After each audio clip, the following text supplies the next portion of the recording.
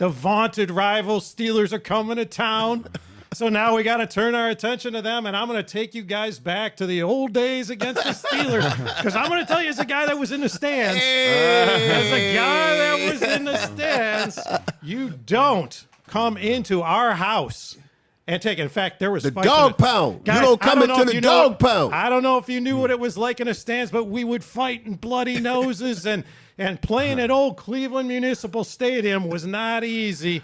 What was it like for you guys with Steelers week? Hey, for you, angry Ken, to be saying that I didn't know what it was like to be as the fan in there. As a little boy growing up in Youngstown, to have been able to go to Cleveland Municipal Stadium as a junior high school guy and see the fights that Ken's talking about with the fans there, whether it's in the old Three Rivers or Municipal Stadium.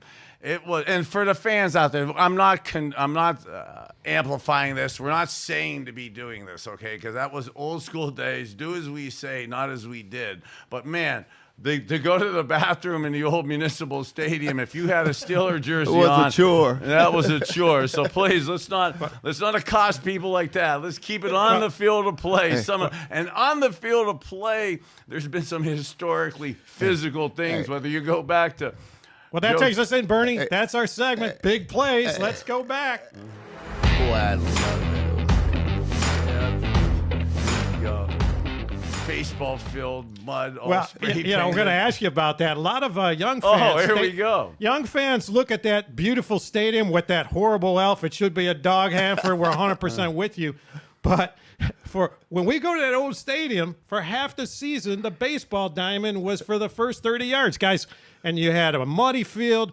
What was it like playing on an infield dirt for 30 yards? Oh, Bernie? I gotta tell you, seeing that beautiful picture there brings back the goosebumps right there for me. Okay, as a guy who liked to wet the field a little bit, keep it soggy the day before the game, even if it didn't rain, okay, and to get that infield wet. Athletes, fast guys. I ran a 5.5 40. Okay, I was slow on fast surfaces or slow surfaces. So to have that I thought you ran a 4.5. Oh yeah, for about 25 yards. Only problem was I had 15 more to go.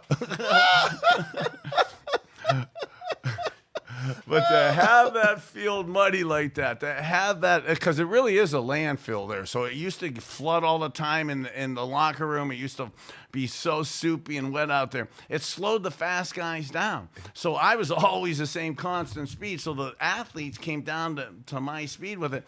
And I guess this is to be funny, but actually factual. When you had the infill like that, it was so easy to draw plays in the dirt and go over coverages to what the teams are doing, because we didn't have iPads, laptops. Hanford, you drew up plays in the dirt. We know Bernie did, but you and Frank Minifield did. Let me tell you something. We did. And guys, I used to love this thing, because to come out of that old dugout, where the first orange helmet hits, man. First orange helmet hits. You just come from under that dugout and come into that old stadium, and then you just take a look around, and you got the banners that are absolutely hanging everywhere, because back then you could bring your own banners in, and man, the people are just going crazy. You talk about that dirt. I used to just love that dirt, because Can't get you all choked up. But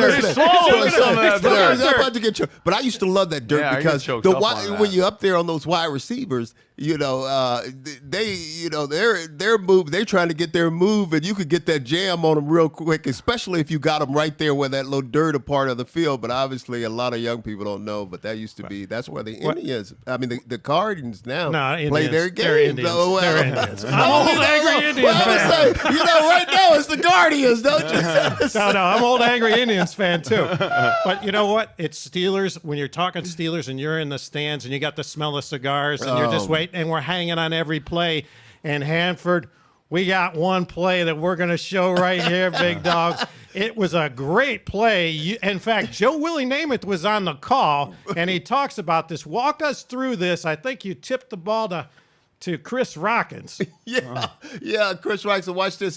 He's trying to come across the middle, and he thinks he's open right there. I think that's Stallworth, the All-Pro Hall of Fame wide receiver, and he thought he was going to get one on the top dog. Now, are you talking trash there? Are you talking trash there? Hey, I'm not going to go for that. Just watch the top dog. Right when he think he's got this ball caught, here I am coming in there with that hand, tipping it up, and there's my boy Chris Rockins, number 37, right in the right place at the right time, and we needed a big play. Yeah, and hey, I'm not saying this to stroke you there, top dog, but that's a cover one coverage, man coverage with a safety in the middle of the field. So for you young cornerbacks out there and for you young quarterbacks out there, cover one with the safety in the middle of the field with the lurker in there like Rock was doing there. The cornerback has outside technique, and he knows he has help to the inside. So as a quarterback there, typically I would think that my receiver, the great Hall of Famer, John Stallworth, should be able to beat you with an inside move. It actually shows your awesomeness to be able to actually cover him to the outside, knowing you have help inside, and yet still use your quickness to get underneath him, make that play. Because Mark Malone probably thinks that's a completion when he lets it go. You know, if he wouldn't have got it too, Ray Ellis would have got it. Well, you know what, Hanford? Big dog, here we that's go. Not all we got. Here we go, big dog. Tell him. No, wait. Oh, hey, Clay there you Matthews go, big dog. to Hanford.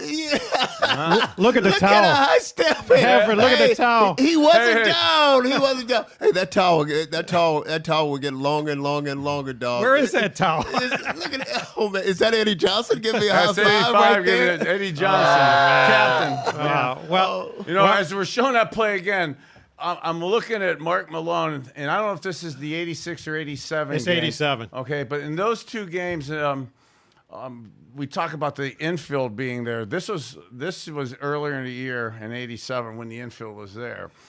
Later, sometimes when the quarterback would get knocked in the ground like that, we'd actually, because there were concerts the night before, and you get pulling that dirt out of there. In one of the Steeler games, you pulled a lot of things out of your face mask. Oh, yeah. Well, they were still left over in the stands, too. Let's show that play one more time because, Hanford, there were some old-timers back then that are saying, look at Hanford carrying the ball. Hey, big Watch dog. how he's holding the ball. I turned into a running back on this play. Hanford, you're holding the ball like Brownie the Elf at half. No. Look at him. Look at him. High stepping, too. Dog, throw it away, dog. Throw it away. Go to him. Look at the fans. Look at the fans. I think we intercepted Malone 6 times that game. 6 times that game. But now let's go back to 1986.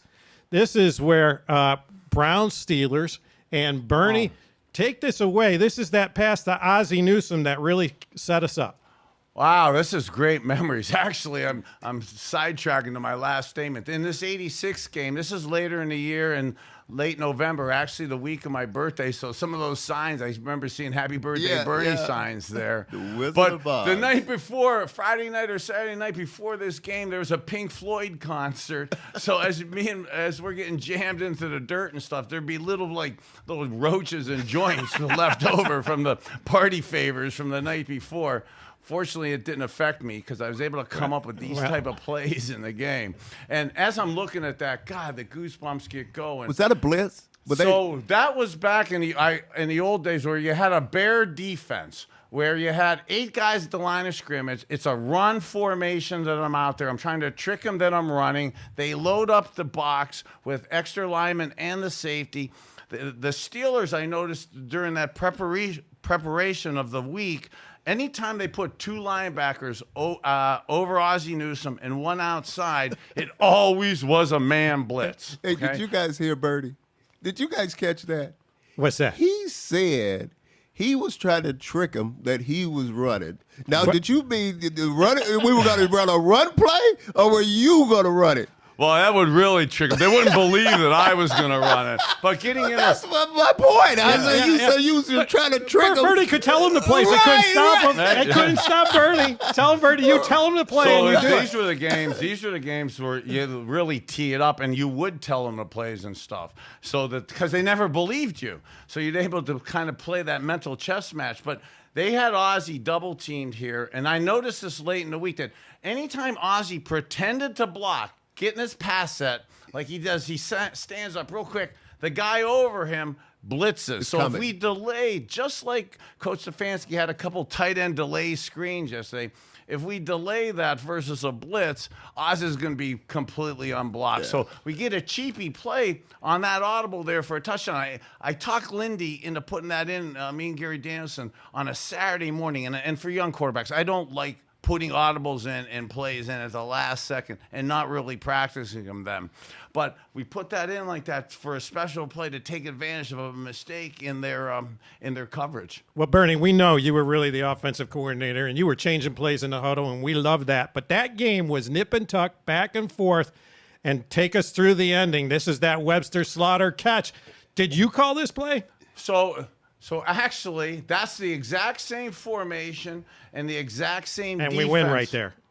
That's the exact same formation, the exact same defense. And as you saw from the beginning of the play, you saw 53 and 57, one on Ozzie, one outside of Ozzie. So being the greedy quarterback, I put, this play in. God, look at how that's just like yesterday. So I put that in like that. I go to the exact same play that we just saw in the previous play. I'm going to hit Ozzie Newsome again in overtime to close out the game, and I'm doing the exact same play. And I also believe you could run multiple plays that are good multiple times in a game. But the Steelers were really smart too. Hardy Nickerson, Brian Hinkle were their cornerbacks. The great Rod Woodson was there. So they had picked up that I had audibled again. They knew that I was trying to get him and trick him again to Ozzie. So at the last second, I knew that they had figured out my audible. So I did it. I didn't have time to change the audible. So back then, I'm able to talk to my receivers without using words. So Webster Slaughter had a cornerback on him who I didn't know his name and I didn't know his number. So if I didn't know his name, that meant for sure I should throw on his ass. So it was kind of my insurance policy to give Webb a fade, give him a takeoff. Because when all else fails, throw it deep in these games. That's what I was going to ask. Was that a fade or was that a double move over there?